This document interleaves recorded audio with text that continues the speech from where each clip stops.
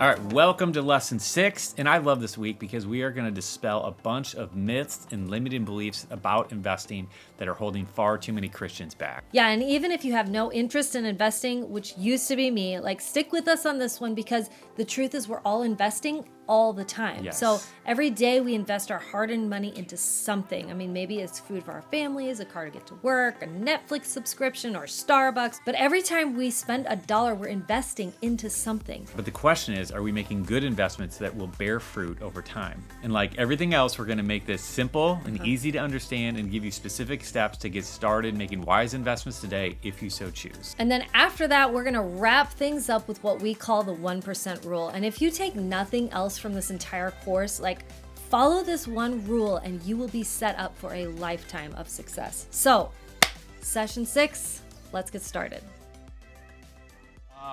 So then there's also another fun testimony. This is another student of ours who's in the class. I'm not going to call her out, but she said that they're just about to pay off the debt and they're so excited. Yes! And I'm so excited too, because it feels so good when you get one of those big milestones. Mm-hmm. Raise your hand if you've ever paid off a significant chunk of debt and you know what I'm talking about. It just feels so good. It feels so good. I remember dancing out of the bank when we paid off our first car loan.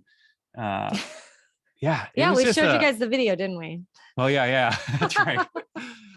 Yeah. So it was a really big deal and it was really fun. Anyway, really excited, but all right. So just recapping a little bit from last week.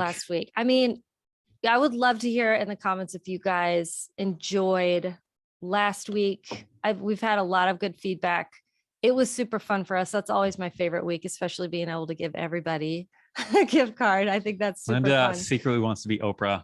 Absolutely. We're on our way. We're on our way, y'all. Heck yeah.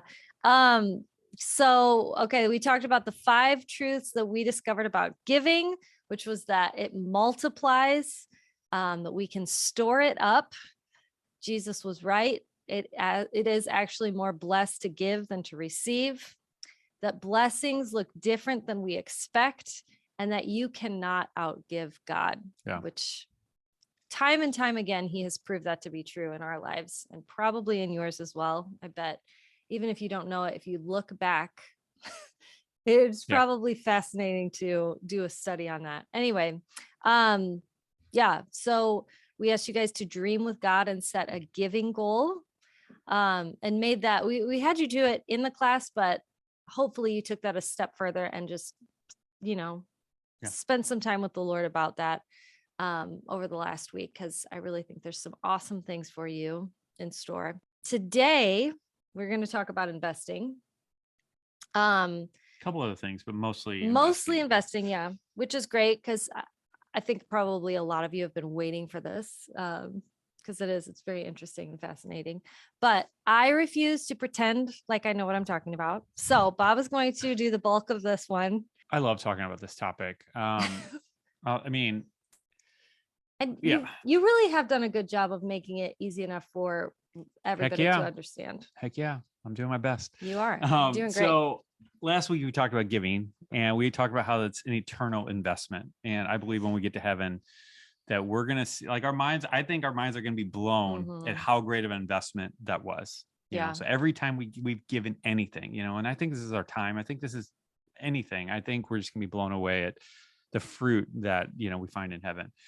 But I also believe we're called to multiply, what we've been entrusted with on earth. And I think investing is one of the best ways that we can do that we can multiply the assets that we've been entrusted with. And so we look back at the parable of talents in Matthew 25, we have these 2 servants who took a strategic risk and invested and multiplied what they were entrusted with. And by doing so, they were entrusted with more. And, that's what I want to be when I grow up. I want to be someone who can manage well what I've been entrusted with and who is, worthy of managing more, whatever that looks like someone who has proven himself to be able to manage what I've been entrusted with well. And I just want to be able to do as good of a job with this as I possibly can. So, a lot of what I'm going to be sharing tonight is the same stuff that my millionaire mentor shared with me about 18 years ago. Long story short, it was a friend of a friend who he was actually a high school teacher, so never really had a big salary. Didn't start investing until I think his late 30s, if I remember right. And yet I met him, I think in his mid 60s, and he was a multimillionaire. And he said, I never had a big salary, but this is what I did. And he laid it out, and I spent 3 hours just kind of him sharing everything, picking his brain. And then we talked a few times after that as well, but it had a pretty profound impact on my life. And he told me, I remember him telling me, Bob, I talk to people about this all the time, and I don't know if anybody's actually done what I've shared with them. And I remember thinking, I'm going to be different. I'm going to do what you're telling me to do. And I'm going to see if this works out. And I did. And I immediately went and put to practice. We didn't have much money at all at the time, but I remember, scraping together what I could to make my first investment, which was a whole lot more difficult then. It was a whole lot more complicated. It required more money, all this different stuff. And that was my kickstart on this journey. And had he not kickstarted me, I don't know where I'd be, but if I estimate, my investment earnings over the last 18 years, it's somewhere to $400,000 to $500,000. And that was the thing that kickstarted me. These lessons that he taught me, most of which the basics I'm going to be sharing tonight. And this is not something probably that you're going to see any results from in the next week. Yeah. Right. This is not, this is a long talk about it in a minute. This isn't get rich quick stuff. But it's stuff that, that just works. It just works, and so that's why we're talking about this. But before we dive into that, we need to differentiate the difference between investing and gambling. Okay. Because a lot of people think that they're kind of the same thing, and I know for years I thought investing in the stock market was just like going to a casino, playing a slot machine, buying lottery tickets. Does anybody else think that, or used to think that's kind of what investing in the stock market was? That's kind of what I grew up kind of believing, that, ooh, don't you dare invest in the stock market. You're just going to lose your money. And so the thing is you can lose a lot of money in the stock market. You can lose money for sure. But when done right, when done wisely, it's actually the complete opposite of a casino. It's the complete opposite of a slot machine, And so the way I define gambling is rolling the dice and hoping that it lands on an even number, even though you have no hope or reason to believe that the odds are in your favor. It should be a 50-50 thing, whether it's an odd or even number when you're rolling this dice. And so that's just I don't know, I'm just going to throw it out there, see whatever happens. But investing is more when you have a dice that has, say 4, and I don't know if this is even possible, some weird dice where you have 4 odd numbers and then 3 even numbers, and you're taking a chance on, statistically, you have a better chance of it being an odd number than an even number. Okay. So investing, by my definition, is taking a calculated risk, not just a foolish risk, but a calculated risk where the odds are in your favor, even if it's ever so slightly. And so investors are going to be wrong. You're still going to lose money. There's no investor who's invested for any amount of time, significant amount of time, who has not lost money. It's part of the process. You are going to be wrong. You're going to make mistakes. But if you do it wisely and things are slightly in your favor, over time, it's going to work out and you're going to benefit. Okay. So I want to look at just a couple examples here because I think this is really interesting and fascinating. So let's talk about lottery tickets for a second. Okay. So the average American spends $1,000 per year on lottery tickets. That's your fun fact of the day, which is mind blowing to think about. $1,000 per year on lottery tickets. The estimated odds of winning $1 million in the lottery is about 1 in 14 million. Okay. And so it's fascinating to me how many people feel investing in the stock market is so scary and risky, but then have no problem spending $1,000 a year on lottery tickets, which, lottery tickets, are essentially a guaranteed loss of your money, over time, so you might buy one of the scratch offs and you might win $5 here or there or whatever, but you play that game long enough, you're going to lose your money. That's just the way it is. It's designed to take your money. I've heard it be referred to as a tax on the poor, which is sad and scary and terrifying to think about. But that's there's just a lot of truth to that. Okay. The odds are stacked against you. It's designed to take our money, And so, and so many people don't understand these odds. And therefore, we as a nation spend billions of dollars on lottery tickets each year, So, all right. So yeah. So 1 in 14 million, your odds of winning a lottery. And so if you buy a weekly ticket, you could expect to win once every 269,000 years. Okay. So your odds of losing all your money are about 100% over the long term. Okay. So That's now awful. let's look at a casino, and we'll just use slots here as an example. I know there are some professional poker players or professional, blackjack players or whatever, but let's talk about slots just to make this a little bit easier. Okay. So they're also strategically designed to take your money. And especially now more than ever, where it's not just an analog lever where there's like a randomness set inside. It's like they're literally designed to know how many spins it needs to be before the person starts to get walk away. And it's like, oh, we're going to give them a win now to keep them in their seat. Like they all have all that stuff so figured out algorithmically that it's just manipulative. And anyway, we don't need to get too far on this, but point is, the estimated odds of winning $1 million on a slot machine are about 1 in 49 million. So it's actually considerably worse than lottery tickets. And so again, your odds of losing all of your money are about 100% if you play long enough. So again, you might go there tomorrow night and you might win $50 or whatever, but you play long enough, eventually you are going to lose all your money. It's almost all but guaranteed. All right. So let's talk about the stock market now. So when it comes to stock market, there's a lot of different options of what you can invest in, and buying certain stocks might be a little bit like gambling, especially if you don't know anything about stock, you don't know what you're doing. But even still, I would argue that the odds of success are still probably a lot better than a casino or a lottery ticket. But when you invest wisely, your odds of success are astronomically better. Okay. And so this is what I teach, and this is what I recommend is a wise, sound investment strategy.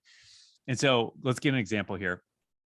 So stock market, if we look at the S&P 500 index fund, in which that is an index of the 500 companies in the United States that represent the stock market as a whole. So you could think of owning this index fund as owning a tiny piece of 500 of the biggest, strongest companies in America. Okay.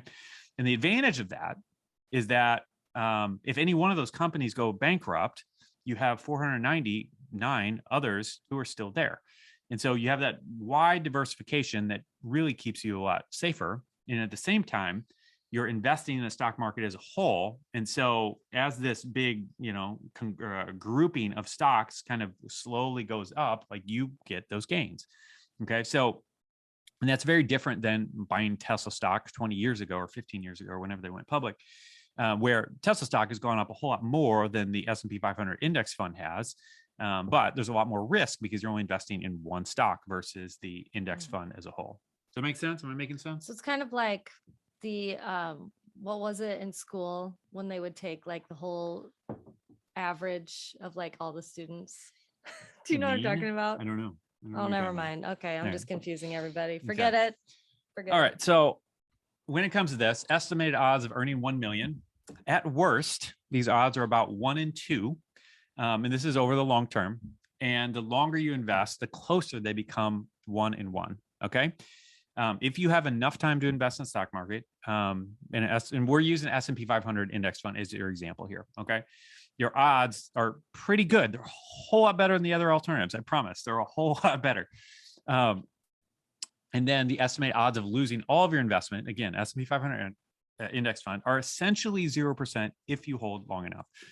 Okay. Now, we don't know anything about what's going to happen in the future. All we're basing this on is what has happened in the past. But we have a pretty long history of the stock market in the United States. And that's kind of what a lot of this is based on.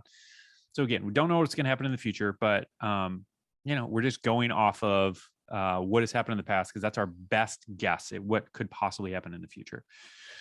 But the bottom line is this. When you invest in the stock market, in the S&P 500 index fund or some other safer investments, your risk of loss is greatly reduced. And it's nothing like gambling, okay? And so at the same time, if you're patient, it's very reasonable to expect to really greatly increase your investment over time. And so I tend to think of it like this. Okay. So casinos and lotteries, the longer you play, the more money they take.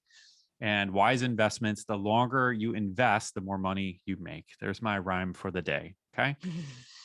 So the temptation, the reason I understand why people, want to go spend $1,000 a year on lottery tickets, or I don't know how much people spend at the casino, but the temptation is, well, I don't want to wait. I just want it now. I want to get rich quick. Like, right. Everybody wants to get rich quick. But Proverbs 13:11 has something really specific to say about this. So I'm going to pull from two different translations here. So the first part is, I think it's the Living Bible, and it says, wealth from gambling quickly disappears. It's pretty potent, direct, and accurate. Yeah. And then the next part of it is, whoever gathers money little by little makes it grow. And it's I love this. I've always loved that Proverbs so specifically addresses a lot of these financial things and a lot of these financial temptations that we're facing with all this. But the key to growing our AUM, increasing our AUM, is by investing, not by gambling. Okay. So we don't want to be gambling. We want to be investing. We're investing wisely, right?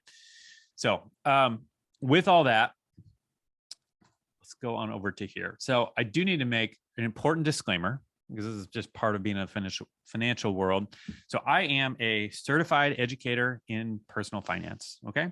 But I am not your financial advisor. Okay. And so those are very, very distinct things, because I'm not your financial advisor. I'm not licensed to give you financial advice, just like I'm not your doctor licensed to give you medical advice. And so this is education. This is not me telling you specifically what to do with your money. So as long as we're all clear with that, we can move forward. Right. So, because our time is limited on this, and I can talk about this for a long, long time and go a whole bunch of different directions. Here's how I want to approach this. So imagine you're a guitar player, or whatever the thing is. Let's say you're a guitar player and you get 30 minutes with John Mayer. Okay. I'm not claiming to be John Mayer in this case, but just go with it. Okay. You have 30 minutes with John Mayer and you're like, all right, John, what can you teach me in 30 minutes? What are the absolute most important things that you can download into me in 30 minutes that can help make me a better guitar player? What are your secrets? What are the most important things? If you only have 30 minutes with me to share this, that's what we are going to attempt to do tonight. That's what I'm going to attempt to share with you. The absolute most important keys that, if this is the only time we have together to talk about this, I want to be able to share these things with you so that you can hang on to them. Okay. And even if you're not in a place where you want to start investing now, that's fine. Take some notes. This is evergreen advice that is going to be valuable for you years to come. I remember a 7th grade teacher, her last day, I remember, completely irrelevant to the topic, but she taught us a little bit about investing. And I specifically remember this because it was this is out of left field, but she just thought it was so important to get these keys to us. And I'm really glad she did. So, all right. One other thing too, if this isn't clear enough now, investing is not just for rich people. Okay. This is another thing I used to think, and it used to be go back a few decades. That's kind of how it was. It was really difficult to do. And you had to have a stockbroker and you had to blah, blah, blah, blah, do all this stuff. And it's just not like that at all anymore. And it's really, really easy to get started. We're going to talk about how to get started for as little as $5 tonight. But what I want to talk about first is what I'm calling 3 no-brainer investments. Okay.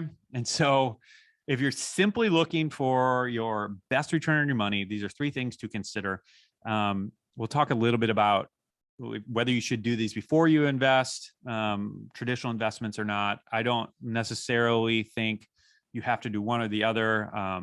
We can have a long conversation about that, but the point is, I want to get these in front of you because these are really important things to consider. All right. So the first one is investing in paying off debt. Okay. So most people don't tend to think of paying off debt as an investment, but they should.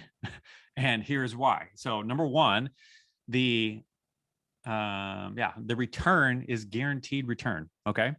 So if you have a credit card that has a 15% interest rate and you pay that off, you effectively have guaranteed a 15% rate of return on your money. Okay. Now, getting a 15, getting a 10, getting a 2% guaranteed return on your money, guaranteed, like a real guaranteed return on your money, is really hard to come by. And so even getting a 10%, is something that, most people would be tickled pink to get 10% every year.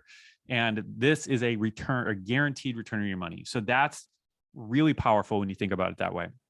Now, the other thing here is that by paying off your debt, it actually lowers your cost of living. Okay. So you pay off a car loan that's costing you $250 a month. Once it's paid off, you now only need, you can survive on $250 less a month, or you have $250 extra that month to maybe invest in some traditional investments. So the point is, as you pay off your debt, it frees up more money to do other things, or you can get by on a lower salary at the same time. So that's pretty cool.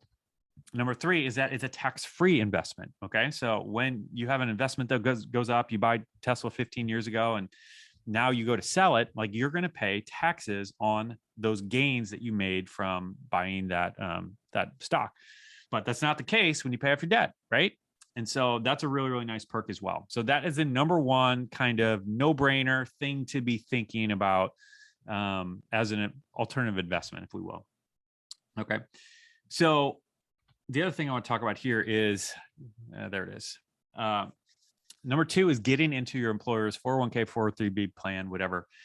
And what I love about this, especially if they offer some sort of matching contribution, which they often do, like, this is virtually free money that they're giving you. So if you put in $100 and they put in 50, or they put in $100, like that. So let's say you put in $100 each month and they put in 50, like, you've just gotten a 50% return on your money. Like, that's just unbelievable. You can't beat that kind of return. And so you can't pass that up. If that's an option that's available to you, like, you need to take advantage of that, because it's it's free money. It's free money. It's free money. Yeah. This was one of those things that I always thought, well, I don't have enough to put in we had a 403b. I worked at a church for a while, and I was like, I don't have enough money to put in there, because I was spending 150% of my income. But once I did it, it was just kind of a line item on my paycheck. So if that's something that you're nervous about, like, it really didn't really affect me as much as I thought it would. If it's a small amount, like, I can all but guarantee you're not going to feel it. Yeah. Like, it's just so rare that you're going to feel a small amount. That's what happens, is it just comes out. And this kind of leads to the other benefit of this too, is that it's automatic, and so, like, we talked in, I think it was week 2 or 3, about making things automatic. Like, that's what's so beautiful about it. I've talked to people who kind of set up a 401k and then just completely forgot about it, because it's a line item on their paycheck. And then they look 10 years later and it's like, whoa, there's $100,000 in there. I had no idea. It's like, yeah, because it's automatic and you're not thinking about it. You're not having to remember to add money to it. So that's the stuff that it's like, this is a really simple thing to do. You call HR, you fill out a form, like, just, and then it automatically happens from then on out. So powerful. So don't pass that up if you have something like this. Yeah. It's set it and forget it wealth building. That's one of the things I really like about it. Okay. And then number 3 is buying a house. Okay. This is such a cute little house. It is a cute house. It's not ours. I would like that. You like that house? There. Yeah. Okay. I'd live there. The lights are really yellow for some reason. Anyway. Okay. So what's great about a house is that it's an investment that you can live in.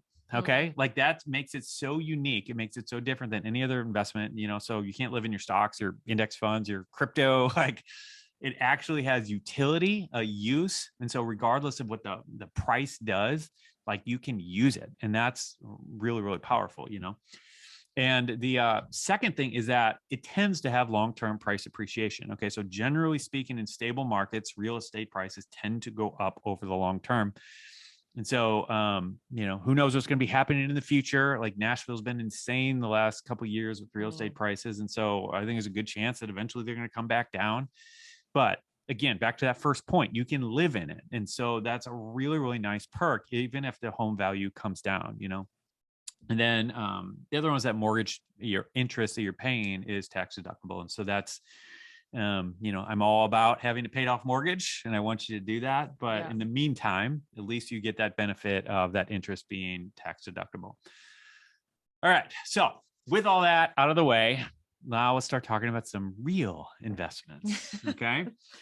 So I'm going to start with the easiest way, the easiest app, because I'm an experimenter. Like, we probably have 25 to 30 different investment accounts, because that's part of what I consider my job to be, is to try all these things out and to figure out what's good and what works. Don't worry, he's not going to suggest that. I'm not telling you to do that, but what I am telling you is my favorite way, my simplest way that I've found for people to get started investing for a tiny amount, $5 or less, is this tool right here. It's called Acorns. Okay. So it's a website, it's a website as well as an app. And here's what I love about it. Because, most other investments, you need to go create an account, and then you need to transfer in $100 or $500 or whatever. But what's great about Acorns is you don't need any money. Now, the reason is because they use this roundup idea. So you go to Starbucks and you spend $7.60 on a drink or something like that. And what Acorns will do is take that $7.60 and round it up to $8. And then they'll take that 40-cent difference and then they'll invest it for you. And so every purchase that you make on your card, they'll just take that small change, less than $1 every time, and they'll just invest those tiny amounts. And so pretty much everybody's like, I didn't even feel it. And then I invested $25 or $50 this month and didn't even notice it. And so I love that idea. I love that approach, and it makes it so simple and easy for people to sign up. This, is not sponsored by Acorns. I just really like this tool a lot, and I think it's a great way to start. Do you know if this is only for the US or if it is in other countries? Yeah, unfortunately, I do think it's only for the US. We're going to be talking about some other stuff as well. And for those of you not in the US, we go a lot more into, we have a whole investing course where we go a lot more into a lot of different things, but we'll try to pull out some of those non-US ones for you. All right. Do you know if this works with a credit card? Yeah, absolutely. So awesome. You can connect your credit card to it. You can connect your debit card to it, either way. And then they just, like I said, just round up every purchase that you make, and you can change it, I think, to do like every other purchase. Like there's a lot of different options of how you can change it, but it's just a cool app. I really like it. The other thing that I like about them now is they also have a Roth IRA option, which we'll talk about that more in a little bit, but that's really great. The actual investments that they make are super simple, and they're in Vanguard index funds, which are some of my favorite. They're really, really great. They're low cost index funds. And it's okay if you don't know what that means. Just trust me. It's good stuff. So this is something that would be great for somebody like me. Easy, set it up once and it's done. Okay. Yeah. Again, it's set it and forget it. And that's what I love about it. The monthly fees that they charge, depending on what program you sign up for, it's $3 a month or $5 a month. So they're very low fees, especially, compared to hiring a traditional financial advisor or something like that. It's just very, very low fees. Now, that said, if you're only investing $10 a month and you're paying $3 a month fee, like that's a 30% fee. So that's pretty significant. So the point is, if you're going to do it, like make sure you're actually doing it and not just investing a few dollars. So the fees don't eat up too much of a percentage of it. All right. So that's the super simplest thing, just kind of throwing that out there for you, but I want to take it up a notch here. So I want to tell you about what I call the Warren Buffett rule. Okay. So raise your hand. Everybody know who Warren Buffett is, know a little bit about him. Most people. Plenty I don't agree with Warren Buffett, but as an investor, he's sharp. He's spot on. Arguably the greatest investor of the last 100 years. Okay. Current AUM, net worth, depending on what he would call it, is about $103 billion with a B. Not too shabby. Not too shabby. So he is currently, I think he's like 90, 91 years old or something like that. And wow. I read this article where he shared the instructions that he wrote to his wife in his will after he died, because I think she's a bit younger than him or something. And for after he dies. Yeah. So he's still alive. He's got a will, and it has instructions for what she should do with all of his wealth after he dies and after he's dead and gone. She inherits. Okay. Okay. So again, this guy is $100 billion and he's, arguably the world's greatest investor. So I would think, all right, so these instructions are probably going to be super detailed. Like I would think he's going to hire 10 different, find 10 of the best money managers in the world. And, because she can afford it and say, just go hire this guy and this guy and this guy and have them all do it. That would make so much sense. And I would think that this would be a super complicated strategy, and it would go into all these, different facets of asset allocation and, like just really, really complicated stuff. So it actually is a lot different. And so I don't know if you're curious, but I was really, really curious, and I was blown away when I saw what he wrote in his will. Okay. Here's what it is. He Take told your screenshot now, people. Yeah, like this still is me. He said, put 10% of the cash into a short-term government bonds and then 90% into a very low cost S&P 500 index fund. And that's it. Two things. That's it. That's absolutely mind blowing. Like, I feel like this is like, oh, this is super boring. Like, this is what you tell a 16-year-old that, how to invest. Like, somebody who doesn't know any better, blah, blah, blah. But this is one of the world's greatest investors. And this is what he is telling his wife to do with all of her money after he dies. So, and to be fair, like they're in a different financial situation than you and I are, but I think he has the same fundamental desire for his investments, for his wife that you and I have, like to make them grow with as little risk as possible, and Warren Buffett is famous for saying, he's got this quote where he says, there are two rules about money. Number one, never lose money. Number two, don't forget rule number one. Like, so this dude just does not want to lose money. So it's not like he's just lazy and comes up with this formula because he doesn't want to put forth the work. It's like, he really believes that this is the best thing that he can do. So he explained his rationale, and this is what he said. I laid out what I thought the average person who is not an expert in stocks should do. And my widow will not be an expert in stocks. And I want to be sure she gets a decent result. So if you want to get specific, like this is it. So these are two of the funds that Warren recommends. So the 90% that you talked about, this is a Vanguard ETF. And so it's VOO is the ticker symbol. And then VOSH is the one that you could use to kind of replicate this portfolio that he put together for his wife. And so these are Vanguard funds. Again, I like Vanguard's funds. They're also the ones that I was just saying about in Acorns. And so, all right, I want to transition here too, real quick. I want to talk about how to become a millionaire. All right. So anybody interested in that, wouldn't mind being a millionaire? Give me a hand wave or something. Okay, great.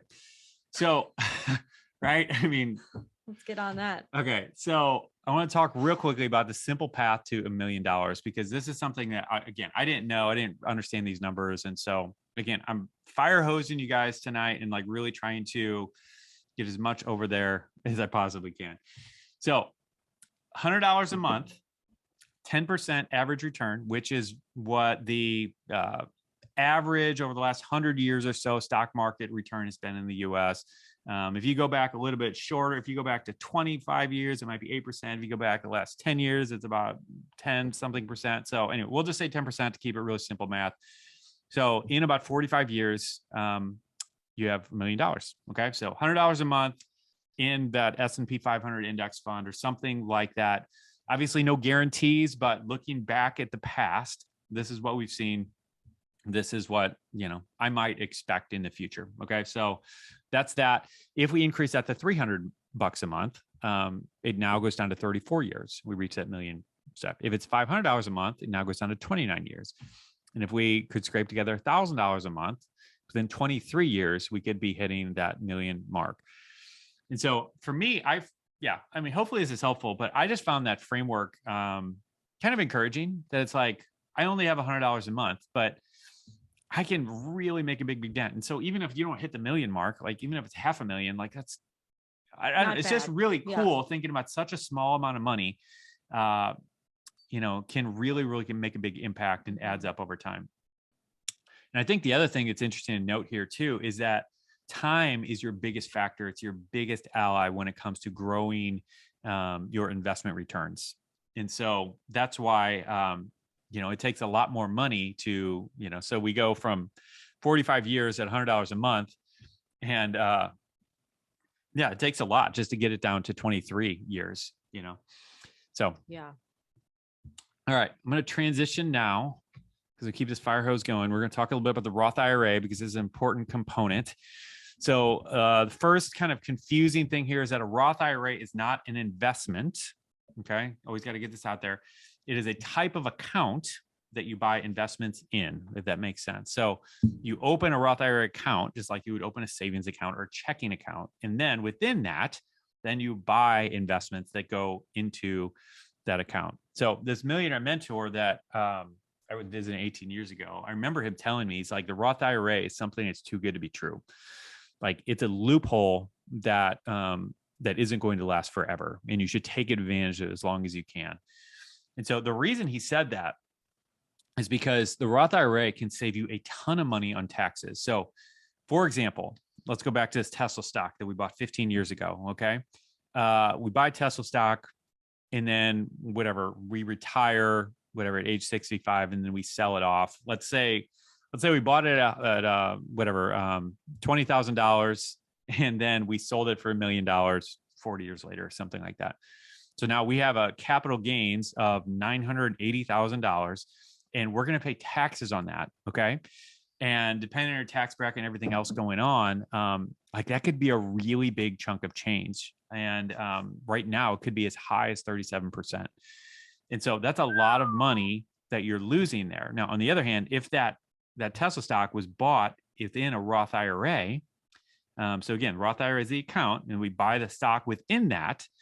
And then whenever we pull it out, age 59 and a half or whenever, and it's worth $1 million, we now have $1 million. There's no taxes that are going to be on there. So in that case, like this could be a difference of $300,000, and depending on where tax rates go and stuff like that, like it's a big deal. And so it's a big deal to try to get as much into a Roth IRA as possible. And so I tend to view it like a shield. Okay. And like the way I explain this to my 8-year-old son is that the Roth IRA kind of protects our, investments from the hungry tax machine, And so, anyway, so that's kind of like, why this is such an important thing to open a Roth IRA account and do it within that. So like with Acorns, like I was saying, they have a Roth option.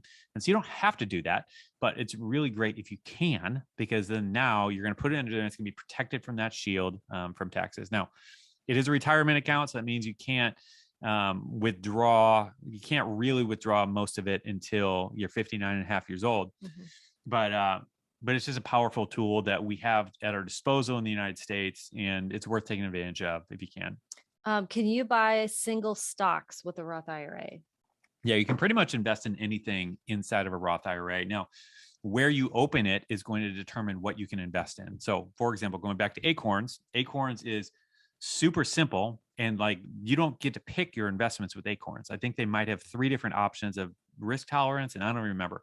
But you can't buy stocks in Acorns. You can't even pick the funds. Like it's just super simple. So in that case, if you have a Roth there, you can't do that. Now, if you go to a Roth, what we're going to talk about in this next slide, you can invest in index funds and do like the Warren Buffett thing, or you could buy individual stocks, or they might have other things as well. And there's a limit to how much you can put in, right? Yeah. So each year, it's $6,000. I think if you're a little bit older, it might be a little bit higher, maybe $6,500, $7,000 you can contribute. But that's what we've been, we spent many years of our marriage, like just working to get as much money into our Roth IRA, because once it's in there, it's always in there. And so that way we can grow that as big as it wants to go, and we're not going to pay taxes on it. So it's a really, really powerful thing. If you have the option to do that, there's income limits on it as well. I don't know what they are exactly. But there's a certain point where you reach an income threshold where you won't be able to contribute to it, but there's other ways around that. You can get money into it that we won't go into now. But also Randy is saying that long-term capital gains rate is 20% max, and short-term can go to 37%. Yep. Great. All right. So let's put some of these pieces together of everything we've talked about so far. Okay. So again, I'm not your financial advisor. I'm just an educator, but I can tell you what I would do if I were starting over today. This is what I would do.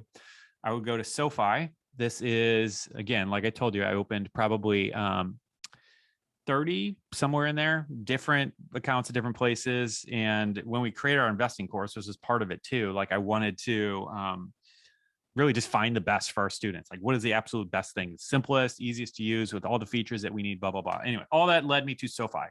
Okay. So I would go to SoFi and open an account, and then open a Roth IRA account with them. And then I would set up an automatic monthly contribution doing probably what we talked about, probably the Warren Buffett thing, or yeah, something similar like that. That's what I would do if I were starting over today, knowing what I know and what I've learned. I would tell myself, hey, the stock market's going to crash sometimes and it's going to go down by 30 or 40%. And you just need to be cool with that. Okay. But just hang in there. Don't freak out when the market crashes. So 2020, I think it was March of 2020, COVID rolls out. Everybody's freaked out. The market drops by, I don't know, 35% or something like that. Oh. And, and so some people look at their 401k. It's like, oh man, whatever. If you had $100,000, now it's only worth 60,000 or 65,000.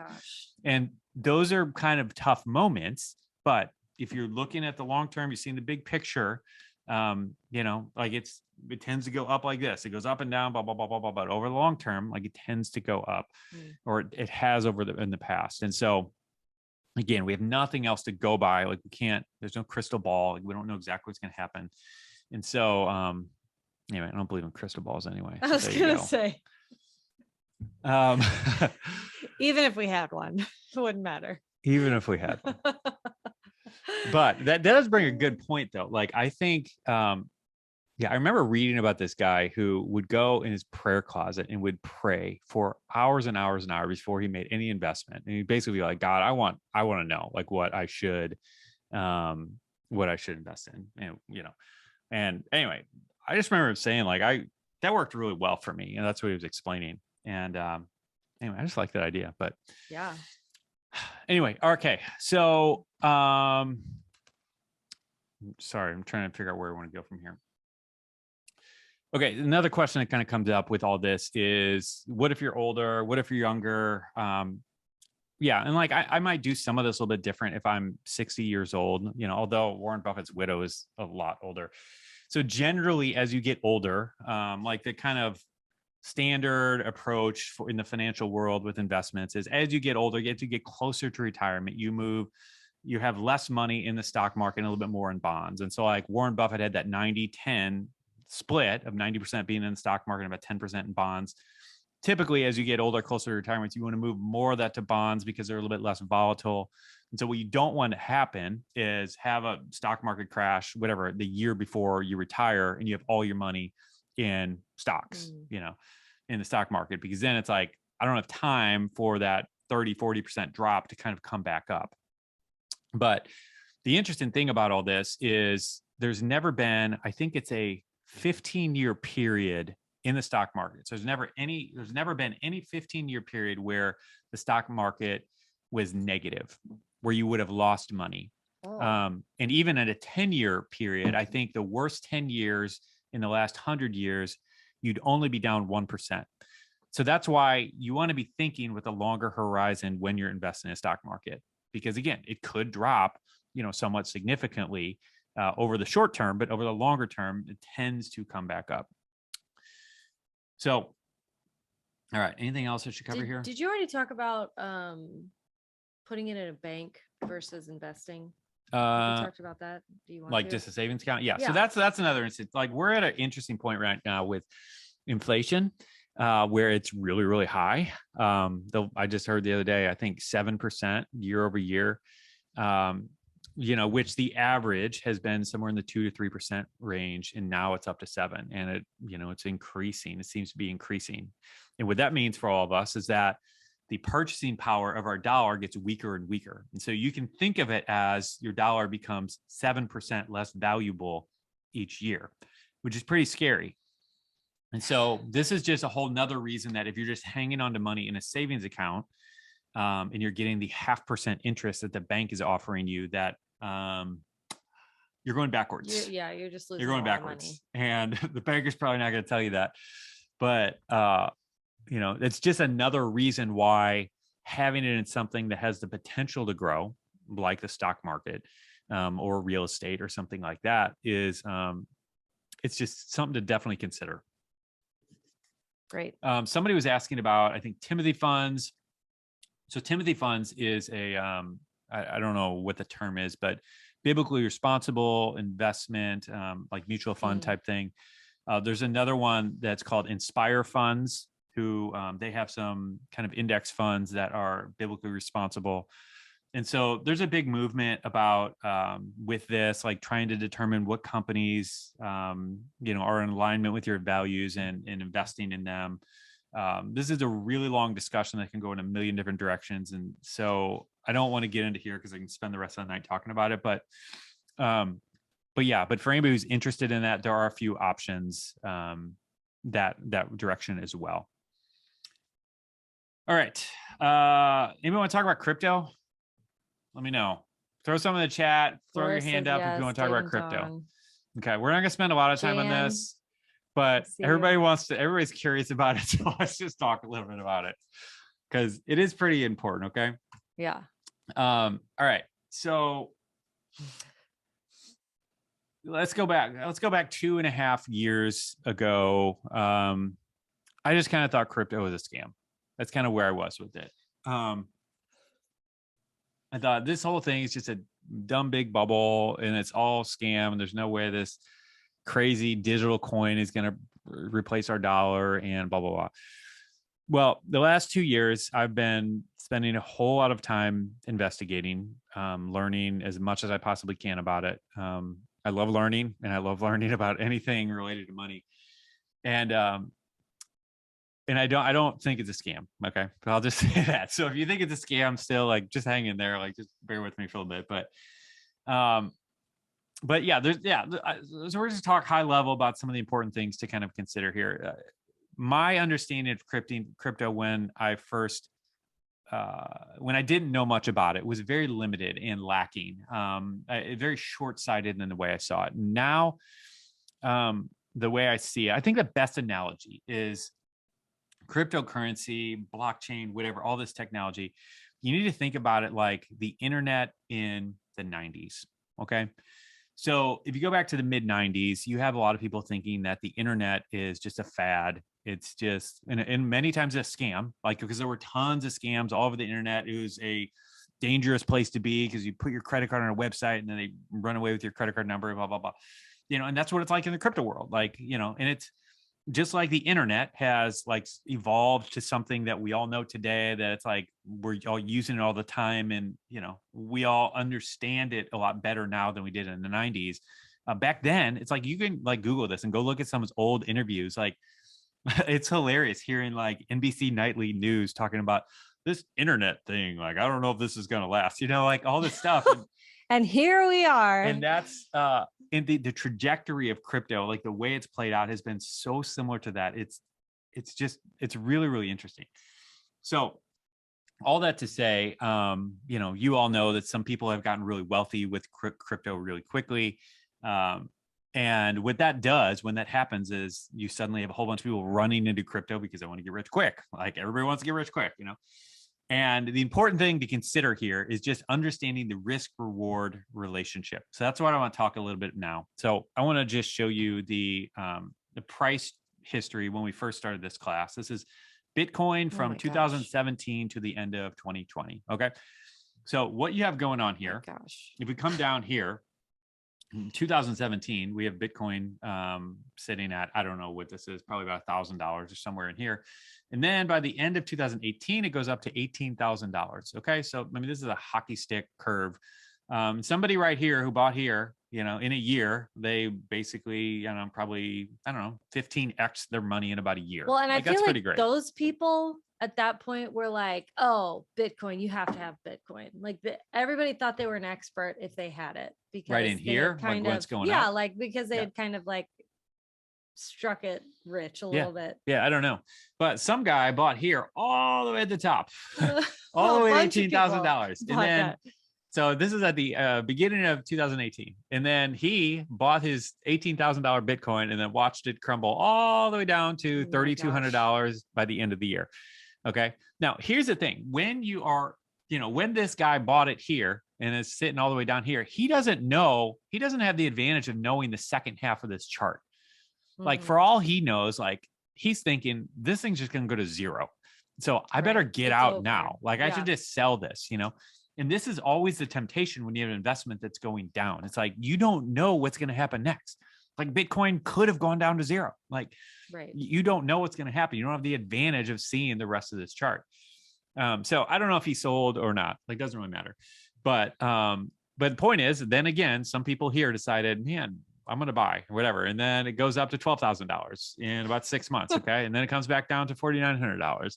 And then by the end of 2020, it's back up to $18,000. Okay. And this is 2020. And since then, it's now gone up and down all the way up to $67,000. And at the moment, it's like, I don't know, $42,000 a Bitcoin or something like that.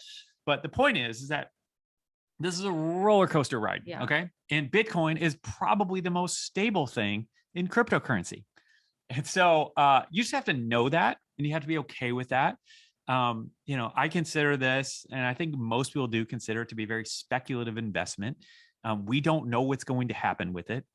And this doesn't mean you shouldn't invest in it. Doesn't mean you shouldn't buy any. Because a Bitcoin could be worth $1 million someday. Like, there's plenty of people who think that it's gonna be worth $1 million someday. I have no idea. But at the same time, like Ray Dalio, who's another famous billionaire who is all over the media a lot lately, like he has talked a lot about how he thinks the US is going to outlaw, Bitcoin and cryptocurrency. And it's like, I don't really think that's going to happen, but there's going to be a whole lot of regulation and a whole lot of stuff that's coming down the pike really, really soon. And that's all going to affect what's happening in the price and blah, blah, blah. Amazon say they were going to start accepting it or something? And that was a rumor, but yeah, they haven't confirmed that. No one knows what's going to happen, basically. But point is that I think, personally, like we have, like I'm investing more and more in Bitcoin because I'm pretty optimistic about the future of it. But I'm also okay. Every dollar that I have invested into this really speculative investment, I'm okay if I lose it. Like, we're not going to lose our house. We're going to be able to buy groceries still. Like, this is a small percentage of our portfolio that we're willing to put in something that, again, coming back to what we're talking about, the gambling thing at the beginning versus investing, where I feel like I have just the slightest edge that, or the odds are just a little bit better in my favor that it could go up significantly versus the amount that it could go down, or the likelihood that it goes down a certain amount. So for that reason, we've chosen to invest in a handful of different cryptos. And yeah. What questions do you have, darling? I have so many questions. So many questions. Fire away.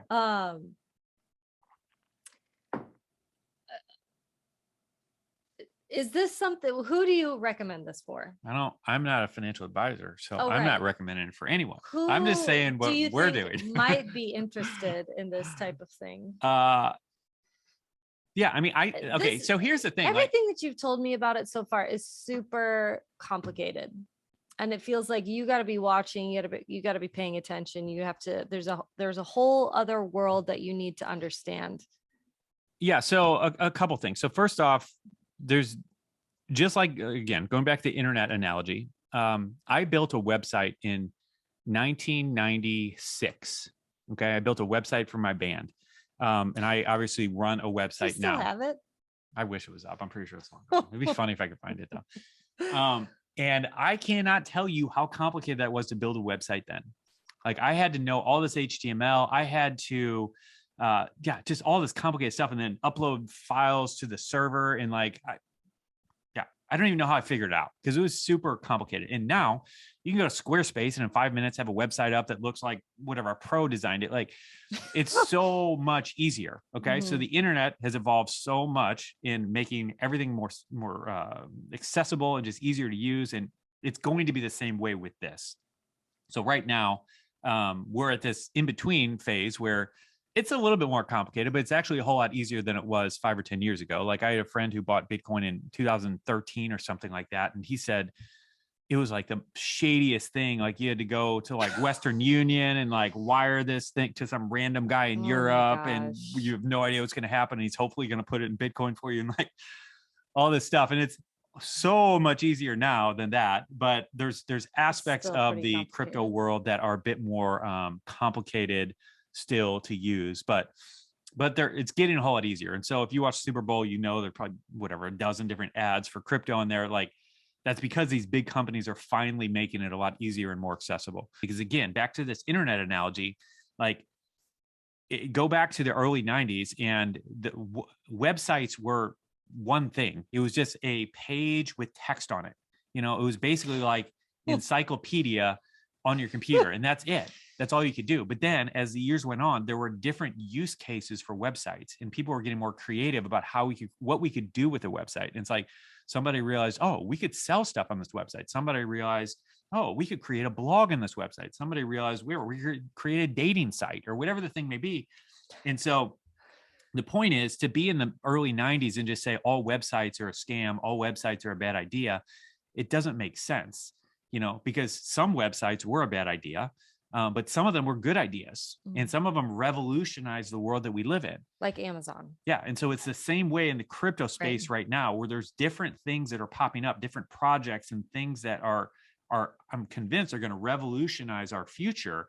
And so it's short-sighted to just lump all of crypto in one big bucket, because there's so many things going on within the crypto world as a whole, if that makes sense. Yeah.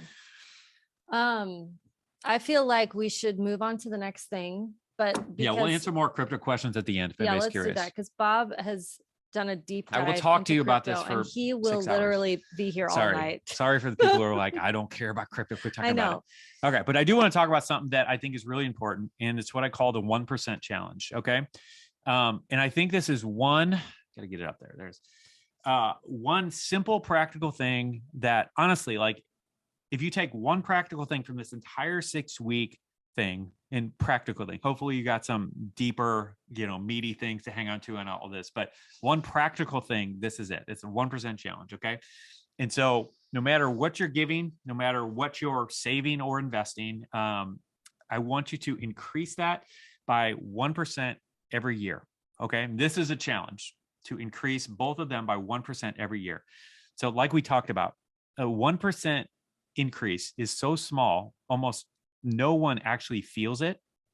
But as you do that year after year after year, like you notice it really adds up, and it adds up to something significant. And so, like I told you, we started giving our age as a percentage of our income in 2011. So we have incrementally been increasing our giving 1% every year. I don't think we've felt that one time in the last decade. No. Like, I don't think we ever noticed, but now we're giving 10% more than we were then. Yeah. And so that's what I want you to be thinking about. So even if you're giving 1% or not giving anything right now, like let's do that. Like, challenge yourself, set a reminder on your phone, write it on your calendar, like have a recurring thing. And we do this on my birthday every year. Like, this is when we make this increase. And I love it because it's like a celebration of God has sustained us another year. And look, we get to increase this. And it's just a really fun thing. And I look forward to it because it's another year where we get to increase it and put more money towards what we deem to be most important, which in our estimation, it's giving as much as we can. And then also from a savings or investing point as well, like you just keep doing that. Like, I guarantee you're going to be in such a great place in 10 years. Mm-hmm. And in each year that you do this, like your AUM is going to grow and, or is highly likely to grow. And then your net given is going to grow. Right. And so it's just a simple, practical thing that you can do to just continue to move forward. And, it's one of those things that it's like, that's just too easy. And it is like, it's that simple. It's going to take you 15 minutes a year to make those simple adjustments on doing that. But trust me, like, this is a life-changing thing if you get a hold of this and you run with this. Mm-hmm. So I'm hoping that some of you in 5 or 10 years are going to email me and say, man, I started doing that. Be one of those people like that. Like my millionaire mentor told me, like, so many people don't do this. Like, be one of those people who said, I'm going to do that. I'm going to do this. I'm going to commit to this and I'm going to do it. So that's my speech. That's my sales pitch to you. Yeah. And the beautiful thing, you're fired up about it. Yeah, good. Yeah. And the beautiful thing about it is this simple thing. Like, I really think this is such a huge thing to help us manage God's money that he's entrusted us with on earth, to manage it well and really store up more and more treasure in heaven. Yeah. And without even feeling it. Mm-hmm. That's the coolest thing, is you don't even feel it.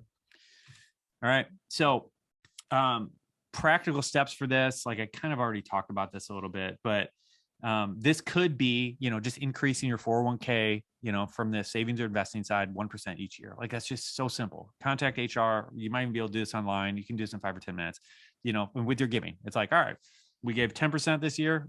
Let's give 11% next year. Like, it's just really, really simple. You figure out the math and then you go from there. Okay. Yeah. Go ahead. No, you go. All right. Yeah. So with all that, the whole thing, all of the stuff we're talking about, like this is more, it's about more than you and I and more than the money. Like we really believe that money management is an act of worship. For sure. Right? Yeah. And we view it like God has entrusted us with money and he wants to see like how we're going to manage it. Yeah. So if you hired a teenager to feed your cat while you're out of town or your dog or whatever, and you came back and your animal was dead, you probably wouldn't be like, yeah, here's my kids. You can take care of them, because you're looking at how they're treating the thing that they're entrusted with. Yeah. Probably not going to give them something bigger and something more, right? Yeah. And I just don't think it's that crazy that to think that God would entrust us with stuff and then like just pay attention to how we're doing with it. And if we're not doing good, if we're not managing well what we've been given, like why would he entrust us with more? Yeah. Proverbs, I don't know what the proverb is, but it says he who is wise wins souls. And so when it comes to all this stuff, like the big picture for me is like I want to use our money to win souls. Yeah. And that's what's beautiful about this. Like you can't buy your salvation with money. Like we know that that's not something you do, but like we can participate in the gospel with our wallets. Like we can participate in funding the spreading of the gospel. And like, that's what I want to be doing, Absolutely. That's where I want to be going. Yeah. Our church, I think it was this past year, did outreaches to, was it the jail? I think it was people in jail. A jail in town. Yeah. And because we give to our church, we were part of that. And there were people that were getting saved at this ministry. Yeah. And we weren't there. We weren't even there, but because we were giving, we were part of it. And it was so cool for us. Billy Graham estimated that he won like 2 to 3 million souls for Jesus, which is so cool. If anybody was giving to that ministry like that, you're participating in that. One of the things we were super passionate about is there was a evangelist named Reinhard Bonnke. I don't know if you've ever heard of him. So yeah, super cool. This is really cool because a lot of people haven't heard of him, but what's so cool about him is while Billy Graham estimated about 2 to 3 million salvations, Reinhard Bonnke documented over 80 million salvations. 80 million. This guy was a German man. He had this vision as a child of a blood-washed Africa. He was talking about the blood of Jesus. And you can skip to this next picture. Yeah. You can see this. This is the kind of crowds that he would draw. Just people so hungry to hear about Jesus. And you know, go ahead. Well, no, I was just gonna say like this. He had single meetings where it's like there were 1 million people there, which 1 million people is so mind-blowing to think about. But. Yeah. And I mean, we might not be able to buy our own salvation, right? But we can use our money to help other people find theirs. Yeah. Yeah. And I think the enemy knows this. And I think that's why so many Christians are bound in debt. They're bound in like keeping up with the Joneses or fights with your spouse or whatever it may be, just so that we stay broke so that we can't contribute to things like this. I mean, I see this and I think about all those people who have been pulled from hell and will be headed to heaven instead. And it's like, I'll give my money all day long to that because man, I can't even imagine. Right. And Africa is someplace that I have never been. And, you know, he was called to be there and push forward for years and years and decades to see these types of crowds and to win this many people for Jesus. So, it's time, I think, for us to all change and to be the change in the world that we're looking for. And I think that's why we're talking about all this practical stuff, because you have to get the practical stuff down. You have to be able to pay your bills to be able to contribute to something that's just bigger than yourself, right? Yeah. But we are the body of Christ. And when we have this piece down, it makes it easy to contribute to things that maybe we aren't supposed to necessarily go do ourselves, or maybe we are. Maybe we are supposed to go ourselves. But if you don't have the finance to go, then you can't go, right? Yeah. Yeah. And that's just been our heart's desire. Like, we want to show the world a better way. Like, I just want to see the church rise up and quit following the world's flawed approach to money. Like, that's what I just want to see. Like, I believe that we should be the ones that the world comes to for financial advice. Yeah. Like, we should be the ones with the resources to solve the world's most difficult problems. Like, I don't want to be looking to Elon Musk or Warren Buffett. Like, I just saw today that Elon Musk gave away $5 billion or something last year. It's like, the church should be the ones who are doing that. Like, I want to see that. Like, and I believe that, God can and should be glorified, like, with the little things of how we're managing our money. Like, even if we're not giving away $1 billion, Yeah. But it all starts, regardless, it starts with these things we've talked about these last 6 weeks, and it's not always easy. Like, I know that, like, we've been through some junk. Like, I know it's not always easy, but it is worth it, and it does work. And so it won't happen overnight, but our encouragement to you is just keep fighting, stay in contact with us as we kind of wrap this thing up. Like, let us be your friend, your coach, and just be in your corner, like nudging you to follow through on what we've talked about and what you've learned. You will not regret it. I absolutely believe you will not regret it.